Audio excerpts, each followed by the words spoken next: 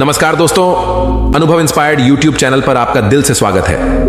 दोस्तों, कहावत है जब दिल आया गद्दी पर तो परी क्या चीज है। इस कहावत को रजनी ने चरितार्थ किया था। उसकी नजरें एक साधु से लड़ गईं। वह साधु नहीं था, स्वादु था, जिसका नाम शंकर था।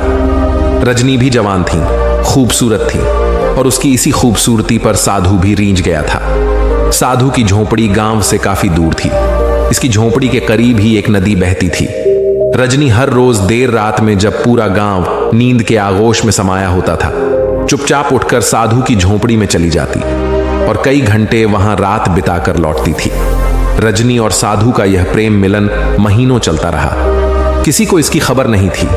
वह जानती थी कि उसकी इस हरकत का शायद किसी को भी पता नहीं था, क्योंकि यदि पता होता तो कहीं ना कोई तो कुछ कहता ही या कोई रोक टोक करता। रजनी और साधु की यह रासलीला चलती रही। वह गांव में भिक्षा मांगने आता ही था। अगर कुछ कहना होता तो वहीं पर कह जाता। उसका खाना वह स्वयं ले जाया करती थी, उसे स्वयं हाथों से खिलाती भी थी। रजनी तो साधु के मोहपाश में बंधी हुई थी, लेकिन उसके घर वालों ने उसकी शादी तय कर दी। हो सकता है कि उन्हें रजनी और साधु के मिलन पर शक हो गया हो, या किसी ने उनसे शिकायत कर दी हो। उस साधु से रजनी का पिंड छुड़ाने का और कोई तरीका नहीं था। यह सबसे अच्छा तरीका था कि विवाह होने के बाद वह अपनी ससुराल चली जाएगी और उनका मिलन बंद हो जाएगा। रजनी की शादी हो गई। 2-4 दिन बाद जब वह अपनी ससुराल से वापस आई तो साधु के पास गई। साधु ने रजनी के कई झापड़ लगाए और काफी बुरा भला भी कहा। उस कामी साधु ने यहां तक कहा कि अपने पति को छोड़कर क्यों नहीं आ गई। जैसे तैसे रजनी ने अपने प्रेमी को खुश किया। मर्द त्रिया चरित्र के आगे तो मात ही खा जाता है, सो वह भी खा गया। रजनी का फिर वही क्रम चालू हो गया। कुछ दिनों बाद उसकी ससुराल से उसका पति उसे विदा कराने आ गया। उसके पति राकेश के साथ उसके परिवार के और लोग भी थे। 1-2 शायद उसके मित्र भी थे। रात्रि में काफी देर तक खाने पीने का क्रम चलता रहा। रजनी को रात में 12 बजे के बाद समय मिला। तब वह अपने प्रेमी का खाना लेकर चल दी। जब वह घर से बाहर जा रही थी, उस समय उसका पति राकेश जाग रहा था। उसने जब किसी को अर्धरात्रि के समय में जाते देखा तो उसे आश्चर्य हुआ और वह भी उठकर उसके पीछे पीछे चल दिया।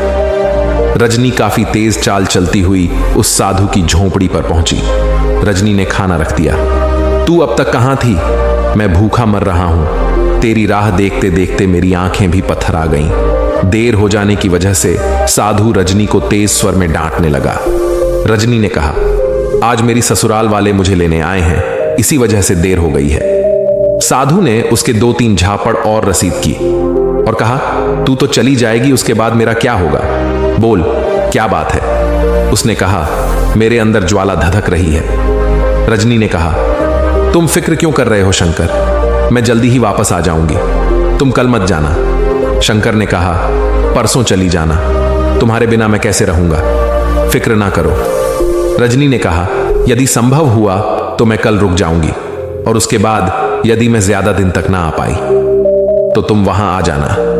मैं किसी ना किसी बहाने तुमसे मिलने आती रहूंगी, यही ठीक रहेगा। शंकर ने कहा, मैं वहीं आ जाऊंगा, फिर तुम्हें यहां नहीं आना पड़ेगा और हमारा मिलन होता रहेगा। राकेश झोपड़ी के पीछे खड़ा हुआ सब सुन रहा था, सब देख रहा था। उसकी आंखों में खून उतर आया था। उसके जी में आ रहा था कि उसी समय उन दोनों को जान से मार दे, मगर ना जाने क्या सोचकर वहां से चला आया और आकर चुपचाप अपने बिस्तर पर लेट गया। दूसरे दिन राकेश ने जानबूझकर जाने का प्रोग्राम कैंसिल कर दिया। यह जानकर कि जाने का प्रोग्राम कैंसिल हो गया, रजनी बहुत प्रसन्न हुई, लेकिन उसने अपनी प्रसन्नता पति पर या घर के किसी अन्य सदस्य पर जाहिर नहीं की। दूसरे दिन रात्रि में भोजन करने के बाद राकेश चुपचाप वहां से चला गया। वह वहां से तेज तेज चलता हुआ उस साधु की झोपड़ी पर आया। उसने वहां जाकर साधु शंकर के 2 टुकड़े कर डाले और फिर वह वहीं पर खड़े एक पेड़ पर चढ़ गया। वह अपने आप को पत्तों में छुपाए हुए था। करीब 1 घंटे बाद उसकी पत्नी रजनी वहां आ गई। वह एक हाथ में थाल में शंकर के लिए भोजन ली हुए थी। उसने दुल्हन की तरह श्रृंगार कर रखा था। रजनी शंकर की झोपड़ी में पहुंची। उसने वहां जाकर शंकर के 2 टुकड़े देखे। शंकर की यह हालत देखकर रजनी की जो हालत हुई वह देखने लायक थी। उसने वहीं पास में पड़ा हुआ गंडासा उठा लिया था और नदी किनारे पर इधर से उधर तक दौड़ती फिर रही थी। निश्चित था कि यदि शंकर का कत्ल करने वाला उसे मिल जाता तो वह उसके टुकड़े टुकड़े कर डालती। प्रेम और विरह की अग्नि ने उसके तन बदन में आग लगा रखी थी। उसने नदी के किनारे पर इधर से उधर कई चक्कर काटे और जब कोई नजर ना आया तो गंडासे को वहीं पर डालकर लकड़ियां इकट्ठी करने लगी। कुछ लकड़ियां तो उसकी झोंपड़ी में थीं, कुछ और इकट्ठी की और फिर उसके सिर को धड़ से जोड़कर उसने झोंपड़ी का फूस नीचे गिराया और धूने की आग से उसमें आग लगा दी। साधु शंकर की चिता जलने लगी। जब चिता खूब धू धू कर जलने लगी तो वह थके से कदमों से अपने घर की ओर चल दी। उसके जाने के बाद राकेश पेड़ से नीचे उतरा और वापस चल दिया। वह आकर अपने बिस्तर पर लेट गया। कुछ देर बाद नींद ने उसे अपनी आगोश में ले लिया। रजनी भी आकर अपनी चारपाई पर लेट गई। वह पूरी रात 1 मिनट को भी न सो सकी थी। वह अपने प्रेमी साधु शंकर की याद में पूरी रात आंसू बहाती रही। सुबह उठकर प्रतिदिन के आवश्यक कार्यों से निवृत्त होकर तैयार हो गई अपनी ससुराल जाने के लिए। यह सत्य है कि नारी का हृदय भी सागर की तरह विशाल और गहरा होता है। उसमें ना जाने क्या क्या समा जाता है। सुबह उसके चेहरे पर रात की घटना की जरा सी भी परछाई नहीं थी।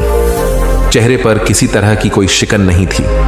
राकेश ने भी कमाल का काम किया था। उसने रात को घटना की किसी से कोई जिक्र नहीं किया था। वह अपनी पत्नी को विदा कराकर ले आया था। उसने शायद यह सोचकर अपनी पत्नी रजनी को माफ कर दिया था कि जीवन में गलती किससे नहीं होती। गलती को यदि माफ ना किया जाए तो गलती करने वाला गलती और भी करता चला जाता है। शायद राकेश ने रजनी को इसलिए भी माफ कर दिया होगा क्योंकि उसने उसका काम ही तमाम कर दिया था और अब पत्नी द्वारा किसी भी तरह की हरकत करने का कोई चांस नहीं था। मैना से तोते ने कहा, देख लिया मर्द कितने दरियादिल और क्षमा करने वाले होते हैं। उसने उस औरत को भी माफ कर दिया जिसे उसने गैर की बाहों में देख लिया था, जिसे वह जानता था कि वह बदचलन है। माफ कर दिया तो क्या हुआ? मैना ने कहा, उसने तो उसके प्रेमी को जान से मार दिया था। खैर, तोता बोला। राकेश रजनी को अपने घर ले आया। वह उससे उसी तरह ईमानदारी से प्यार करता रहा जैसे कि लोग अपनी पत्नियों को प्यार करते हैं। काफी समय बीत गया। उनके मध्य किसी किस्म की कोई बात नहीं हुई। वे दोनों ही अपनी अपनी ड्यूटी निभाते रहे।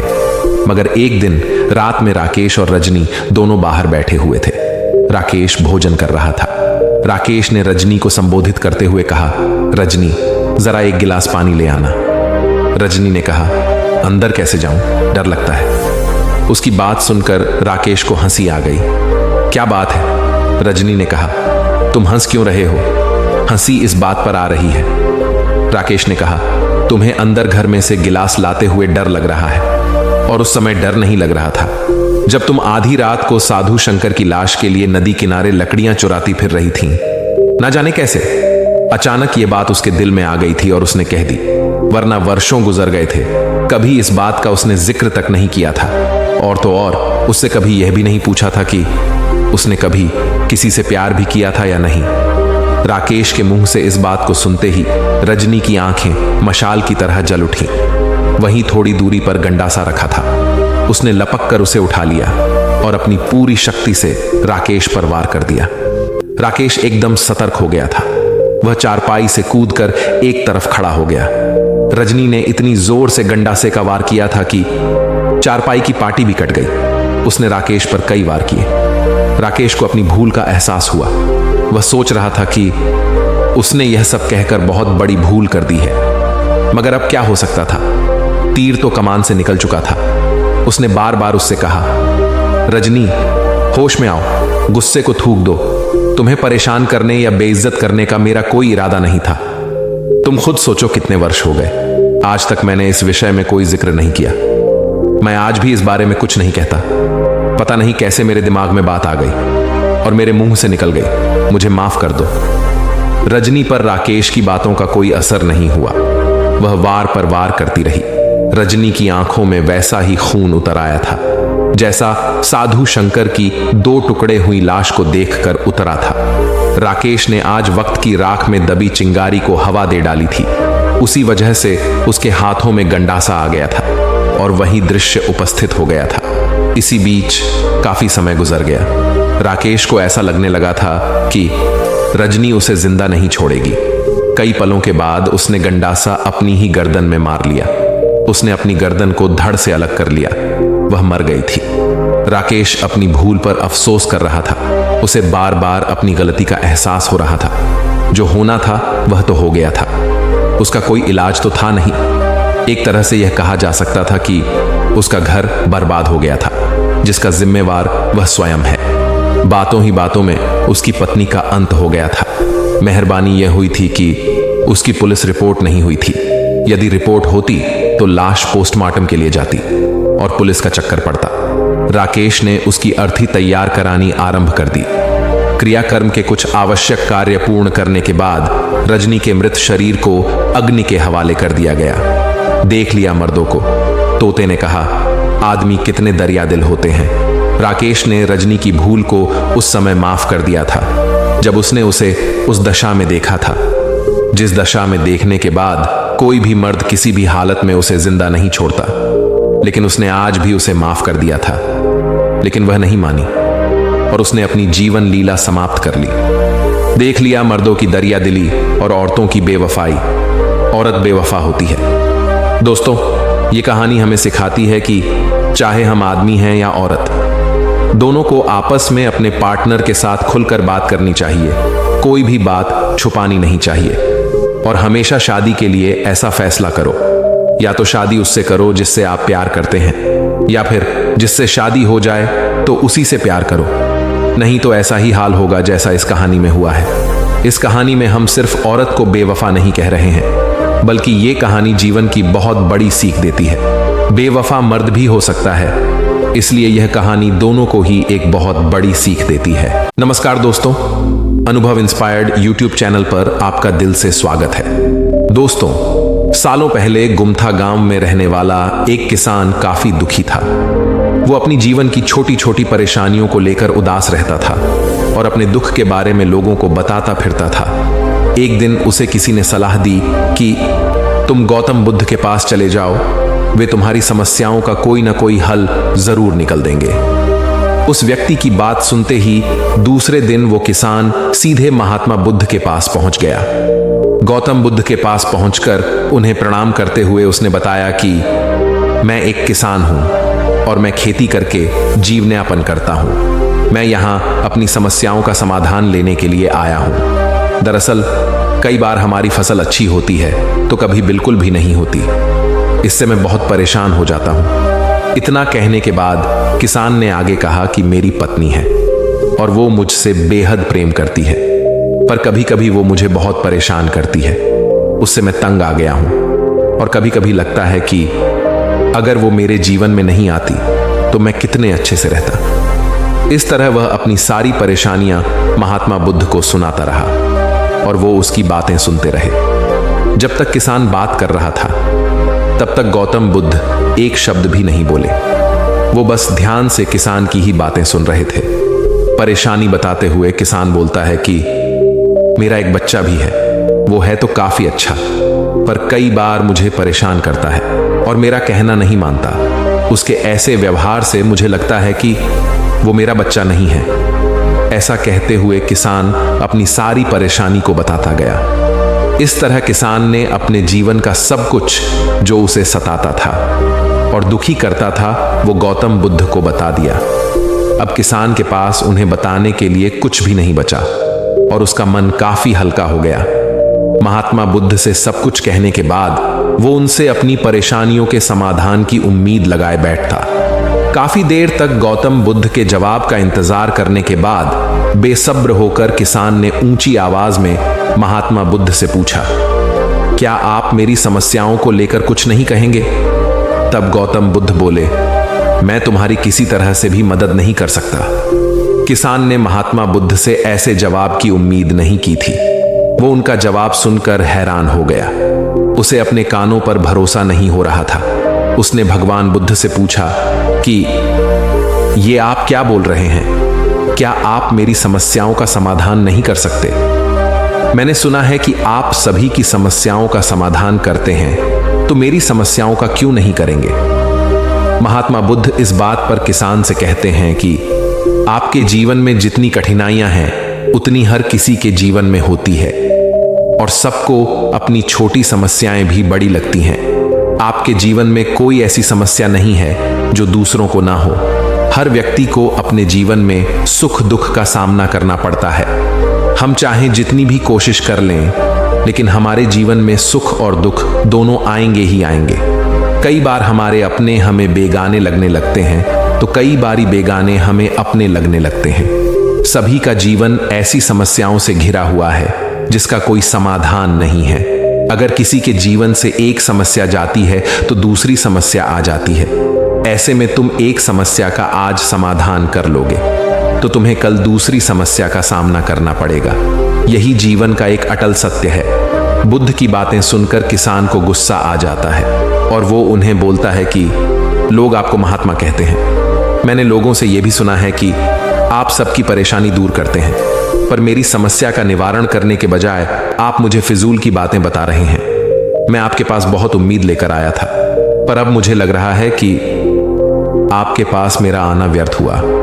मैंने जो भी आपके बारे में सुना था वो सब झूठ है। महात्मा बुद्ध को इतना कहकर किसान वहां से जाने लगता है। तभी उससे भगवान बुद्ध कहते हैं कि तुमने जो समस्याएं बताई हैं उनका मैं समाधान नहीं कर सकता, पर मैं तुम्हारी दूसरी परेशानी का निवारण कर सकता हूं। बुद्ध की बातें सुनकर किसान हैरान हो गया और बुद्ध से कहता है कि मैंने जो समस्या बताई उसके अलावा मुझे कोई और समस्या नहीं है, और है भी तो मुझे उसका ज्ञान क्यों नहीं है? बुद्ध उनसे कहते हैं कि आपकी समस्या यह है कि आप नहीं चाहते हैं कि आपके जीवन में किसी तरह की समस्या हो। खुद को किसी तरह की समस्या ना हो, यह सोच रखना ही दूसरी समस्याओं का कारण बनता है। आपको यह स्वीकार कर लेना चाहिए कि हर व्यक्ति के जीवन में किसी ना किसी तरह की समस्या होती है। यह सोचना छोड़ दो कि आप इस दुनिया के सबसे दुखी इंसान हो। आपको अपने आसपास के लोगों को देखना चाहिए, क्योंकि बाकी लोग भी किसी ना किसी चीज से परेशान और दुखी हैं। जीवन में सुख और दुख आकर ही रहेंगे, उसे कोई नहीं बदल सकता। बस तुम्हें दोनों ही स्थिति में खुद को काबू में रखना होगा। इससे दुख का असर तुम पर ज्यादा नहीं होगा। ऐसे में तुम्हें यह सोचना छोड़ना होगा कि तुम्हारे जीवन में समस्या ना हो, तभी तुम हर समस्या का आसानी से सामना कर पाओगे। बुद्ध की बातें सुनकर किसान उनके पैरों पर गिर गया और उनसे माफी मांगने लगा।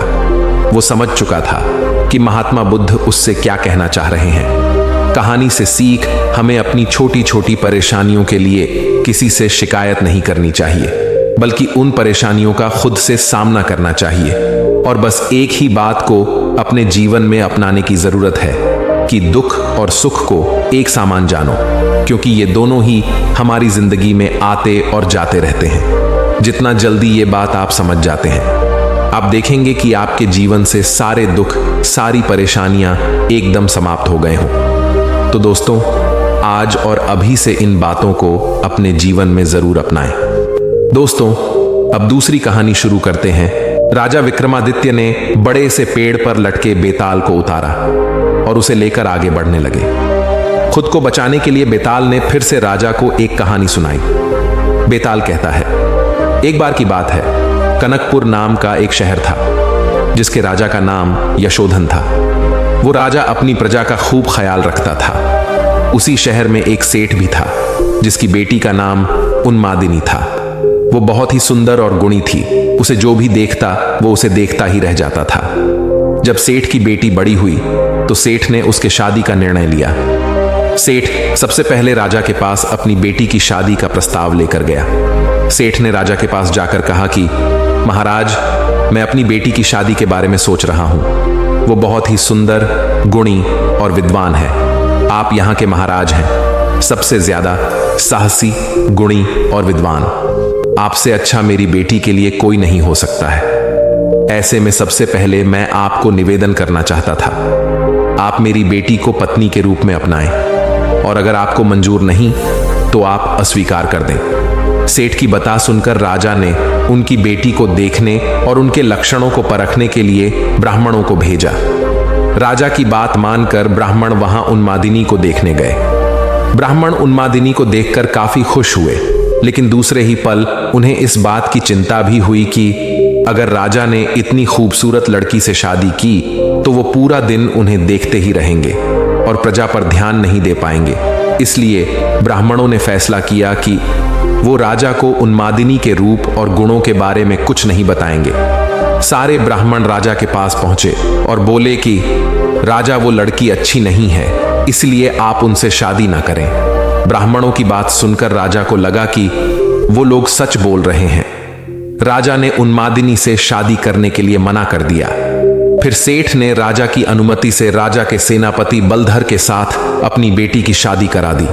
उन्मादिनी शादी के बाद खुशी से रहने लगी, लेकिन कभी कभी उसके मन में यह बात जरूर आती थी कि राजा ने उसे बुरी औरत समझकर उसके साथ शादी करने से मना कर दिया था। एक बार बसंत के मौसम में राजा बसंत का मेला देखने निकले। राजा की सैर की खबर उन्मादिनी को भी मिली। वो देखना चाहती थी कि वो कौन राजा था जिसने उसके साथ शादी नहीं की। यह सोचकर उन्मादिनी अपने घर की छत पर राजा को देखने के लिए खड़ी हो गई। राजा अपनी पूरी सेना के साथ उधर से जा ही रहे थे कि उनकी नजर छत पर खड़ी उन्मादिनी पर पड़ी। उसे देखकर राजा पूरी तरह से आकर्षित हो गए। उन्होंने अपने सेवक से पूछा, यह खूबसूरत लड़की कौन है? तब सेवक ने राजा को सारी कहानी बताई। ये वही लड़की है जिसके साथ ब्राह्मणों के कहने पर आपने शादी करने से मना कर दिया था। बाद में इसकी शादी सेनापति बलधर के साथ हो गई थी। पूरी बात सुनकर राजा को गुस्सा आया और उसने ब्राह्मणों को नगर छोड़ने की सजा दे दी। उसके बाद राजा बार बार यह बात सोच सोच कर दुखी रहने लगा। उसे बार बार शर्म भी आ रही थी कि वो एक ऐसी लड़की के बारे में सोच रहा था जो पहले से ही शादीशुदा है। राजा के हाव भाव से आसपास के लोग उनकी मन की बात समझने लगे। राजा के मंत्री और चाहने वालों ने राजा से कहा, राजा, इसमें दुखी होने वाली क्या बात है? सेनापति तो आपके लिए ही काम करता है, तो आप उनसे बात कर उसकी पत्नी को अपना लें। राजा ने लेकिन मंत्रियों की बात नहीं मानी। राजा का सेनापति बलधर, जिससे उन्मादिनी की शादी हुई थी, वो राजा का भक्त था।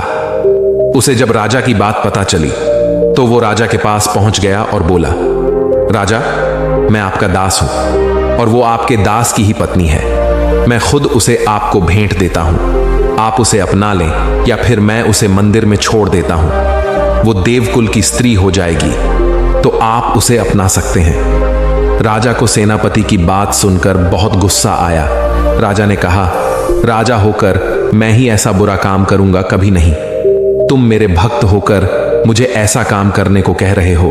अगर तुम अपनी पत्नी को नहीं अपनाओगे तो मैं तुम्हें कभी माफ नहीं करूंगा। राजा मन ही मन उन्मादिनी के बारे में सोचते सोचते मर गया। सेनापति राजा की मौत से बहुत दुखी हुआ और इस बात को सह नहीं पाया। उसने अपने गुरु को सब बात बताई। उसके गुरु ने कहा, सेनापति का धर्म होता है कि वो राजा के लिए अपनी जान भी दे दे। ये बात सुनकर सेनापति ने राजा के लिए बनाई गई चिता में कूदकर अपनी जान दे दी। जब यह बात सेनापति की पत्नी उन्मादिनी को पता चली तो उसने भी अपने पति के लिए अपने प्राण त्याग दिए। इतना बताने के बाद बेताल ने राजा विक्रमादित्य से सवाल पूछा, बताओ राजन, राजा और सेनापति में सबसे ज्यादा हिम्मत वाला कौन था? विक्रमादित्य बोला, राजा सबसे अधिक साहसी था, क्योंकि उसने राजधर्म निभाया। उसने सेनापति के कहने पर भी उन्मादिनी को नहीं अपनाया और खुद मर जाना सही समझा। सेनापति एक अच्छा सेवक था। अपने राजा के लिए उसने अपनी जान दे दी। इसमें कोई चौंकाने वाली बात नहीं थी।